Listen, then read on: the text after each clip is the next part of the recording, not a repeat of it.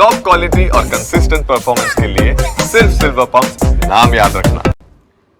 છોટાઉદેપુરથી સમાચાર કે જ્યાં બરોજ પ્રાથમિક શાળાની છત પડી। ગઈકાલે પડેલા ભારે વરસાદના કારણે છત ધરાશાયી થઈ। શાળાના ઉપરના તમામ પતરા ઉડ્યા। પ્રાથમિક શાળામાં ધોરણ 1 થી 5ના 60 જેટલા વિદ્યાર્થીઓ છત પડી જતા બાળકોને બેસાડવામાં મુશ્કેલી પડી રહી છે।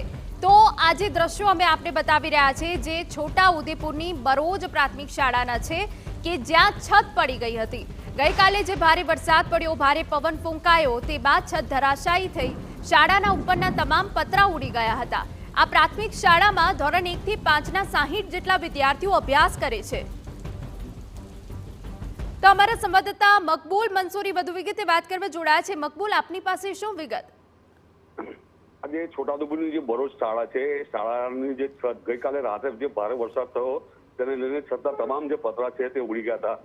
આ જે બાળકો છે 1 થી 5 ધોરણના 60 જેટલા બાળકો છે તે આ શાળાની અંદર અભ્યાસ કરતા હતા, પરંતુ જે છતના જે રીતે પવનના સુસવાટા જે વાવાઝોડા સાથે જે વરસાદ પડ્યો તેને લઈને આ તમામ જે પતરા ઉડી ગયા હતા તેને લઈને આજે જ્યારે શાળાની અંદર બાળકો આવશે તો ક્યાં બેસે એક સવાલ છે, કારણ કે એક જ જે રૂમ છે તેની અંદર આજે શાળાના બાળકો બેસતા હતા।